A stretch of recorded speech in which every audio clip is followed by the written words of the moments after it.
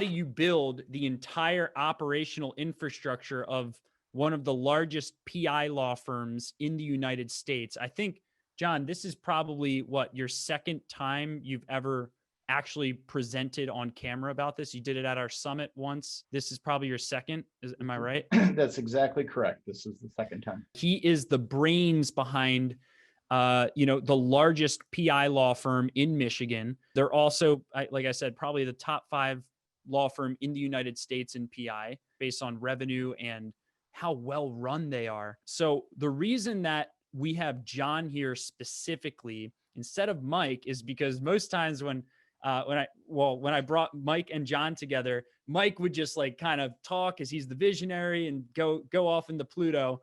And I just want to hear from John on, like, how do you go into a law firm and create one of the best operational infrastructures for any law firm arguably built in the United States? And what John did with his presentation that he sent me is he kind of broke it into, processes documented. He broke it into accountability, and then he broke it into delegate and elevate. And before we go into those weeds, John, what I'd like to do is first, introduce yourself quickly for everyone in the audience. So my name is John Nachazel, and I am the integrator / COO of Mike Morse Law Firm. And I co-wrote the book Fireproof with Michael. The most dangerous spot you can be on earth is between Michael and a microphone. So that's why Bill was kind enough to have him not here, so I can tell you what excites me, because visionaries are wonderful human beings. We need them, and they're awesome, and I love them. What excites me, like Bill said, how could you not be excited today when we get to talk about systems? Because it's my core belief that a mediocre plan perfectly executed nearly always beats a perfect plan with mediocre execution. So, just give me a vision, whatever that is, and then I will out execute you. That's the whole point. And so that's what gets me excited, is executing the best and running a really tight ship that can handle the stress that comes with growth. Absolutely. So a question I have, John, is I want you to kind of time travel with me for a minute to when, when Mike had hired the business consultant to help with kind of systemizing the law firm. And Mike came to, Mike, the owner of the law firm, for everyone who's confused, and founder of Mike Morse Law Firm. Mike had this realization that he was being the visionary and the integrator, meaning, I always have this book everywhere I go, right? From the book Traction. It looks like John maybe has it too. Is that what you're reaching for? I do. Yeah. So everywhere we go, we carry this book with us, and actually right under it is Fireproof. I actually didn't plan that. That's pretty funny. I didn't plan this either, but there's mine, but it's not showing up on my background, which shows the Fireproof background. It's canceling it out, right? Maybe because it's the same photo. But regardless, I want you to take yourself back to the early stages when Mike realized that he wanted to be the main brains behind expanding the firm, being the visionary, being the person on the TV commercials, the billboards, and owning the visionary side of expanding the law firm. And now you're brought in when Mike decides that he's going to be relinquishing control of the operations side of the law firm. So this is for a lot of lawyers, this is probably extremely difficult to understand the realities of Mike letting go of the operations of the law firm and kind of delegating such an important role to you. So bring us through a reality check as to the first, let's say, 3.5, 4 months of that process of you taking over operations, so we can all learn from the realities of that process. Sure. Okay. So I'll take you on a trip back in time. I was employee 28 when I was hired in. The spoiler alert for the book, but I don't think it wrecks it, is the law firm building had literally burned to the ground. And that was when Mike, who had been hearing for years that he needed help, finally yielded and said, okay, I won't make every single decision. I won't run every single thing because I can't. It was just not sustainable. So that was what propelled him to contact me, hire me from the auto industry. I'm not a lawyer. I had 20 years of work experience in sales and marketing. I had my MBA from Michigan, but had no law firm experience. So he backed away from the operations, but it was a very smooth transition as how we did it. So I literally shared his office. I sat in his office. We would pregame every conversation or every meeting that took place. And I would see the tone, the approach, and the culture that he wanted to preserve, because I'm not executing my vision, I'm executing his. So I learned from him. Every single phone call, he would tell me, okay, we debrief afterwards. Here's what happened, and what I want done. And I absorbed all that. And then slowly but surely, he was able to trust me more and more, and back away more and more. But it's difficult because with a law firm founder, it's their baby. I mean, literally, they built it, and to let go and trust their baby to someone else is a very emotional thing. So there has to be some confidence. It's not just, come on in, I'm changing everything. It was, I felt the better approach was to come in and seamlessly fit into the organization. I've always been a leader that works with people and doesn't command people.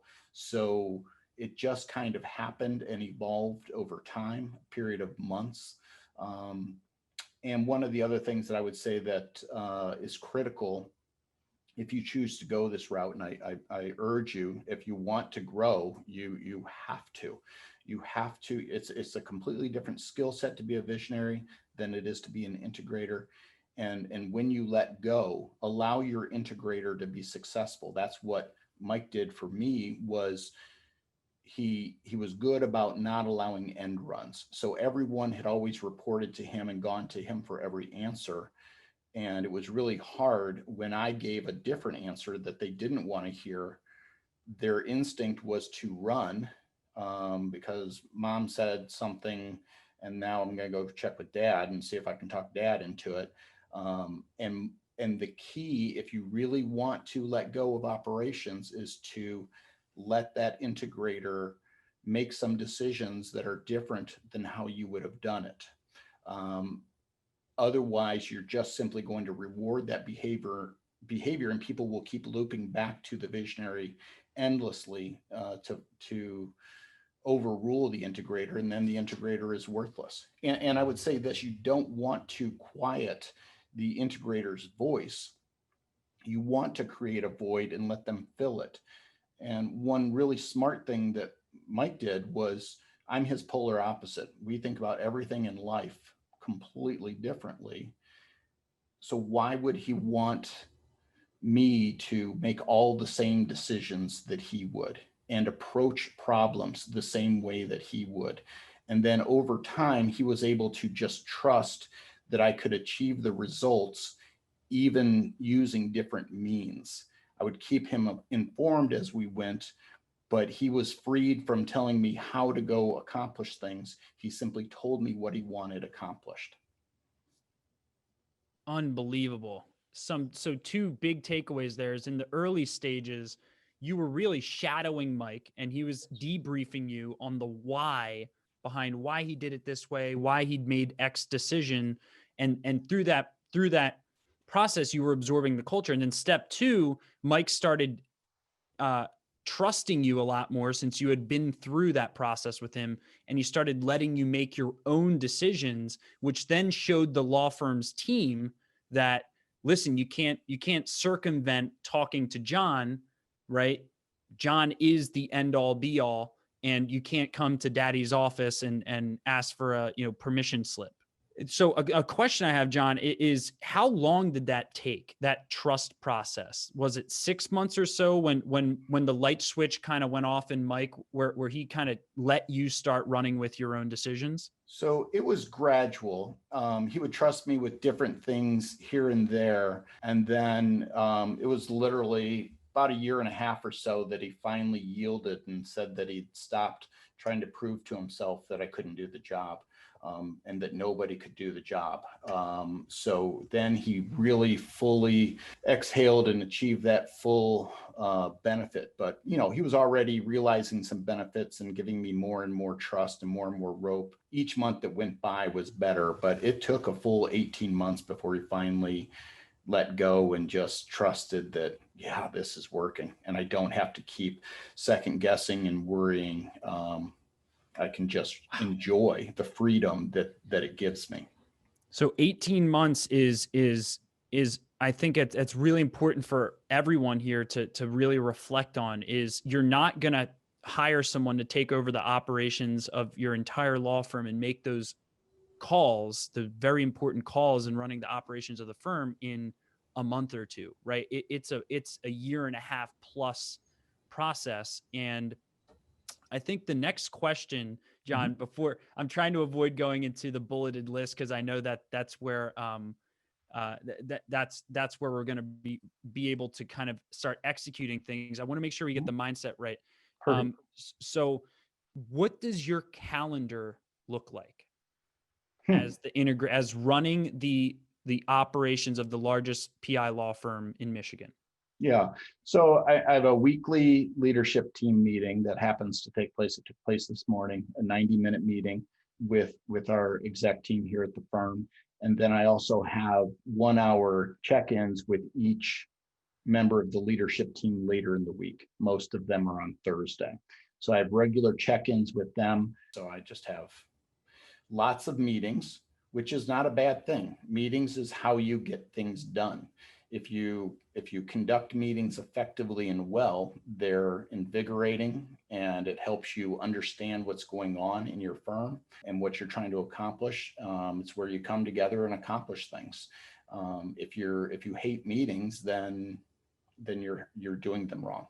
So in terms of the meetings, so with leadership team members, and by the way, if you guys haven't read Fireproof, listen to Mike's example. If you're thinking, I don't have a leadership team, just pick 2 or 3 people in your immediate circle that you trust the most, and that's your leadership team. Don't overthink it. The key is to give responsibility to others and then to continue delegating and elevating your belief that meetings are productive, right? Sure. Which I think is absolutely killed right now in society, is people think that meetings are a waste of time. And so what makes a productive meeting, aside from your weekly leadership meeting, like the traction format? What makes, if you were to call someone who's in charge of intake or call someone who's in charge of X in your law firm, what's a productive meeting structure you follow? Well, I mean, typically it's usually we really do use the traction method, and we to run our level 10s. It's a good format where you report out on everything that is relevant and important, and you spend the bulk of your time solving problems. So you identify the issue, you discuss it, you solve it by making a decision or creating an action item that will solve the problem and make it go away forever. And I guess some of the other points, it's not as much about the format as it is the mentality, and it's having a high level of trust with who you're meeting with, learning how to be hard on the problem, soft on the people, and that if you're not disagreeing and you're not engaging and talking candidly and plainly, then you're just wasting time. Quick question. At the end of a meeting, John, Yeah. one thing that makes my blood boil as a quick start visionary is, oh yeah, we should do this. Oh yeah, we should do, that'd be great. And we should do that. We should do this. And what we've disciplined ourselves to do is anytime we get excited about something we want to implement, is we slow down, we package that excitement in the form of a project plan, and we store that into a folder within our quarterly rocks folder. And then we decide, does this align with any of our quarterly rocks? And if not, 90% of them will make it to an archived bin. And I'm curious, do you guys have habits where when something sounds good at the end of the meeting, we should try, we should do? And is there a habit you form that's like, great, that sounds great. What is your plan? Where is that stored? What's the deadline? Like, do you have a process for taking good ideas to execution? Well, you have to articulate exactly who will do what by when. So once you do that, you have to identify who will do what by when in order to solve it. Then you put it into the meeting agenda. We actually have software for it, and it serves it up so that you know when you meet again the following week, you'll be served up with the information to let you know where you're held accountable to your teammates on whether or not you did what you promised you would do. And our software set up where we receive email reminders throughout the week as well for everything that we promised we would do. Love that. Sorry, I'm taking notes in the chat. That is amazing. So step one, who will do it by when? And then step two, put it in the meeting agenda so that for next week's meeting, you're held accountable for the things you committed to. Yes. I love that. Now, one question before we transition to the detailed stuff is, well, I guess it is the first part of it. So its process is documented. It's what you put in the presentation that you sent me. Yeah. And I want you to take yourself back to that 18-month window, perhaps towards the end of those 18 months where, Mike is now almost fully trusting you with the operations of the firm.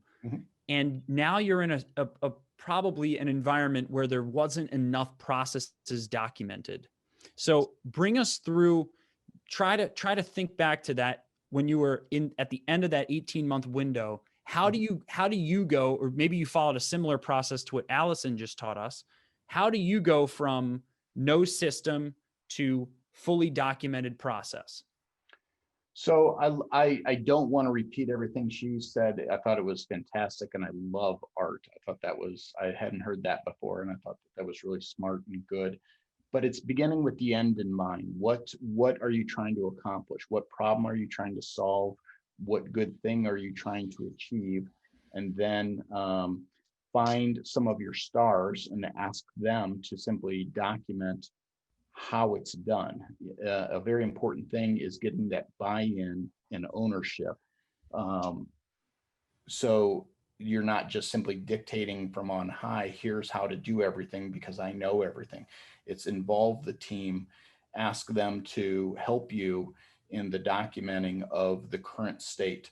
And the mere act of documenting the current state will allow you, things will just jump off the page and you'll just scratch your head as you're documenting the current state. I can't believe we do this. Why do we do that? It makes no sense. Well, we've always done it that way. Well, that's a terrible answer. So it's that simple, healthy step of documenting things in the most simplified way possible that allows you to see the gains, whether it's through technology or whatever that you can accomplish. And it's the only way that you can ensure that the one best way to do something is being practiced by all people and not just one person. You want to find that one best practice. We have 12 different teams here is how we're organized.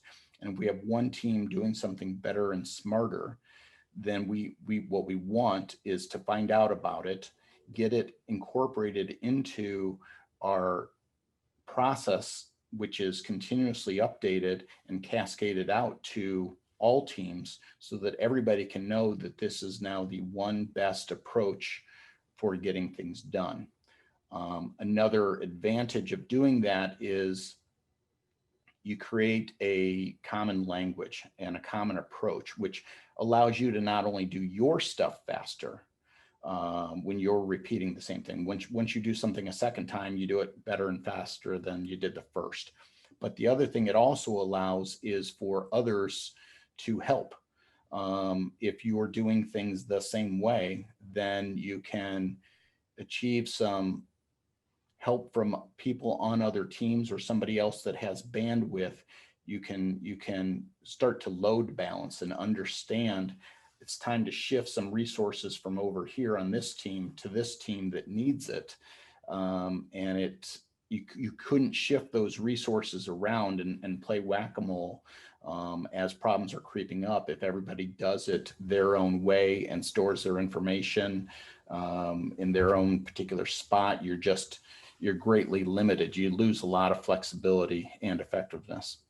So here's a feeling that I'm gathering from this. So let's say you have the processes documented, and then you get busy and things get busy and you have your own problems and people have their own problems and life goes on.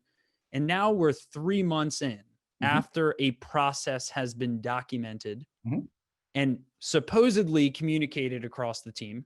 Sure. And then life gets in the way, right?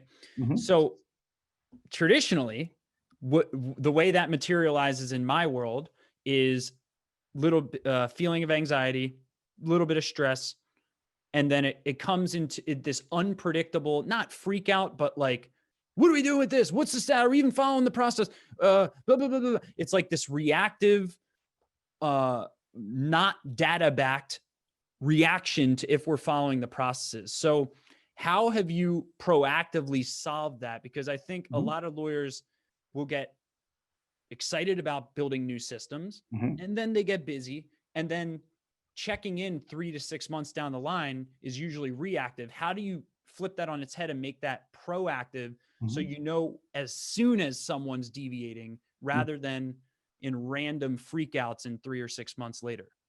Okay. So a lot there. Let me approach it this way. So the first thing I would recommend is you have to get your processes incorporated and embedded into your practice management software. So we use a practice management software called Case Pacer. And once we documented all of our processes, they were incorporated directly into the software.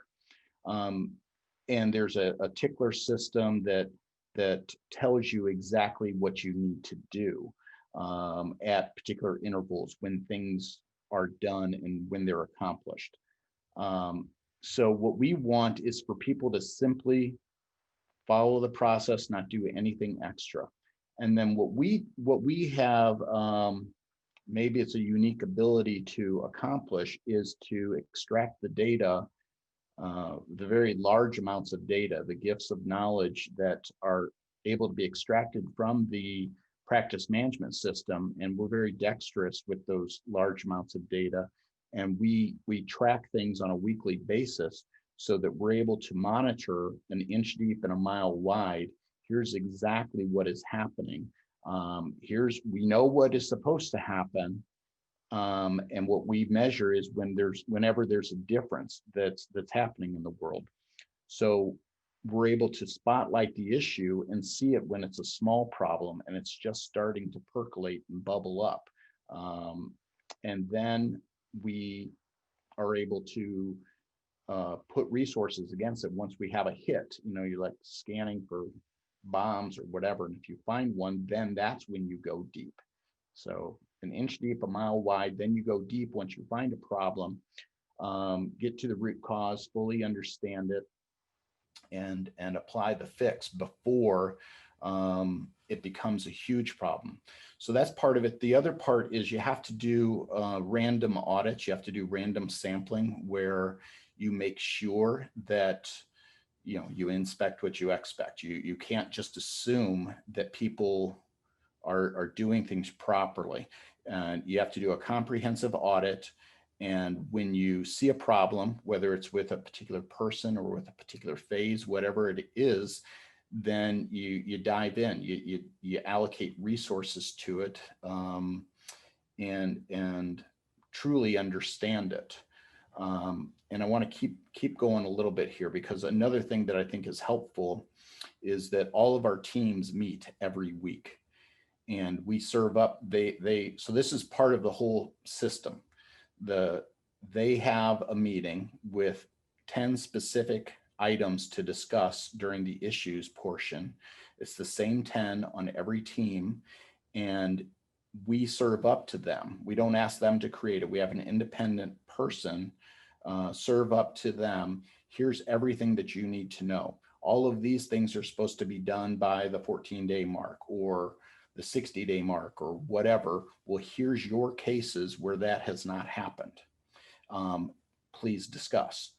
So that you can in real time make it very easy for the leaders of the team to understand what is happening on their docket, and people know that they have to comply with the requirements that have been laid out. Question. So Yeah. I kind of lost you a little bit Oh. when you said, but if I lost you and I've read Traction Sorry. 3 times, then I want to slow this down for a second. Please. So very fascinating what you just said there. Okay. What I'm thinking is that where I lost you was the 10 items. So Yeah. walk us through that, because a lot of people don't know. Just explain. IDS stands for identify, discuss, and solve problems. Right. Identify, IDS, identify, discuss, solve. And what John told us is that he follows that structure in his all meetings across the firm. So break that down again. What are these 10 items that make their way into meetings? Sure. I know some of them off the top of my head, but just for illustrative purposes, what I would say is the first one is, any new cases that have been assigned to the team. So they'll receive a deck of information as they're conducting the work before they conduct the meeting, and it'll serve up for them. Here's all the new cases that have been assigned to your team, and that prompts the team to then have a discussion and everyone become familiar with the basic facts of the case and begin planning how to best work it up and deal with any issues that are relevant in the moment. Another one would be any action items that are the result of an audit. So we would serve up for them, here's a list of all of your fields that are not, and matters where the field is not in compliance. It doesn't make any sense.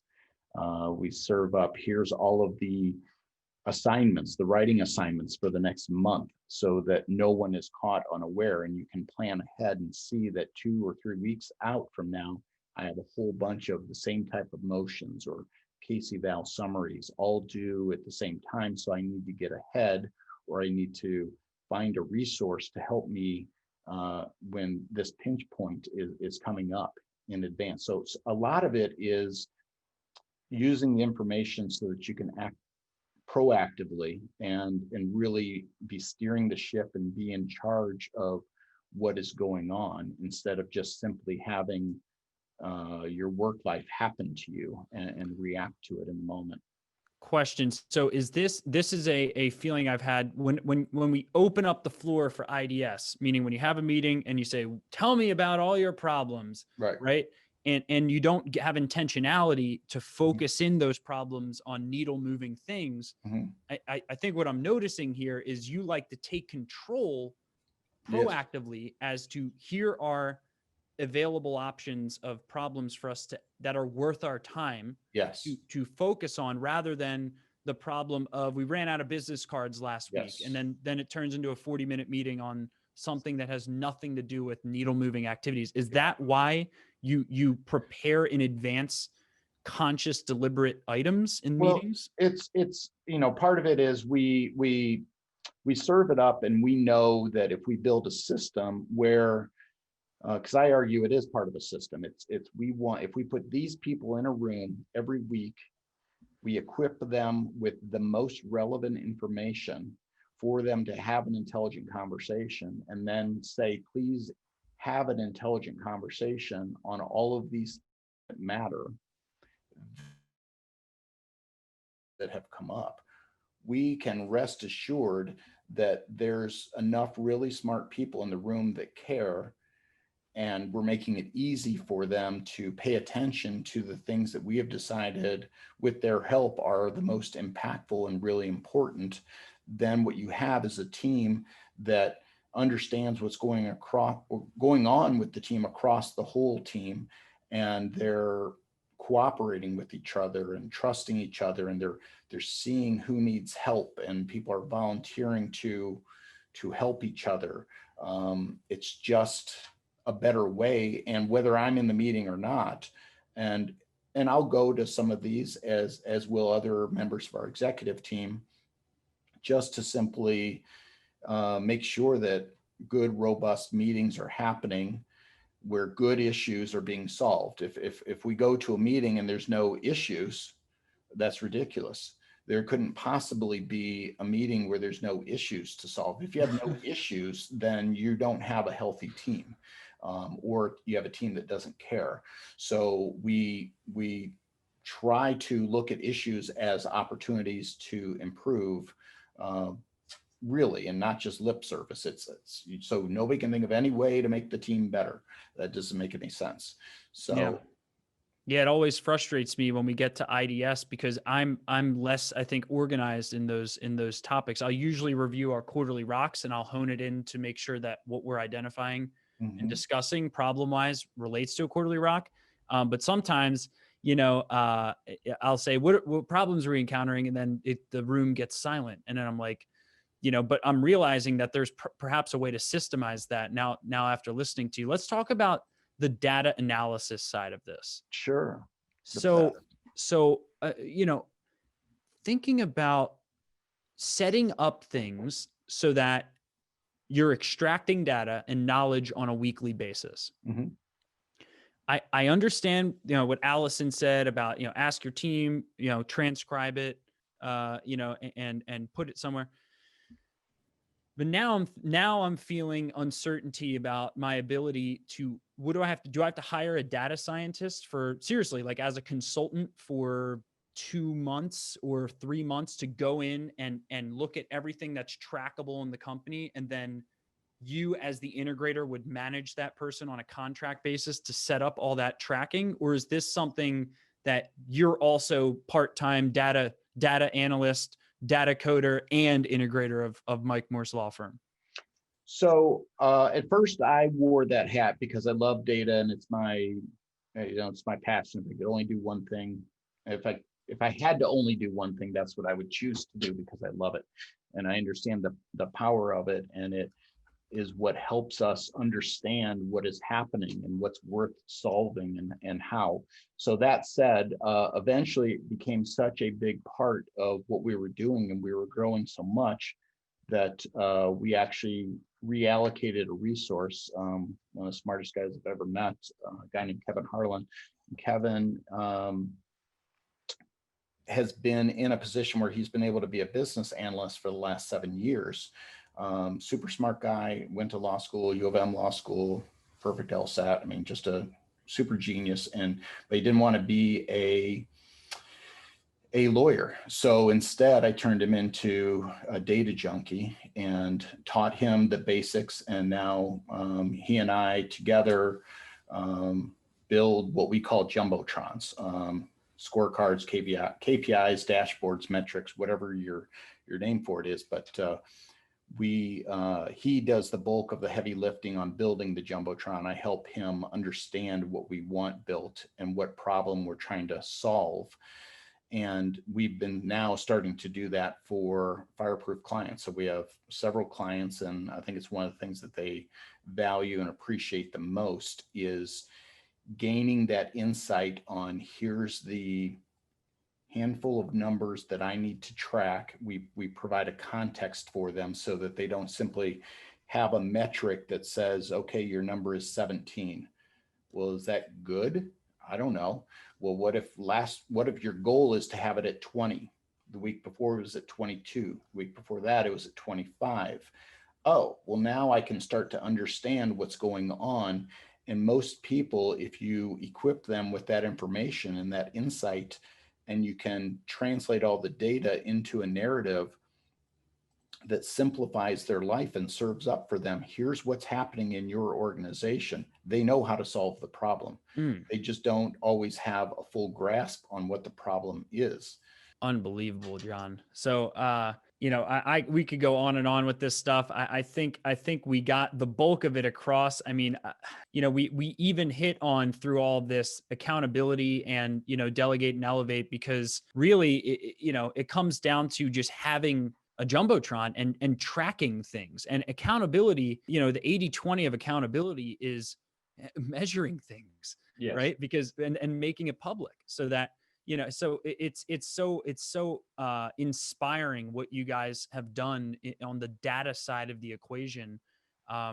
And just value your time, and man, just unbelievable to see this with stories embedded in it, to know it's possible, because it can seem a little daunting when you look at what you guys have built and then thinking, will we ever get there? Will we ever get to that data centric? So appreciate it, John.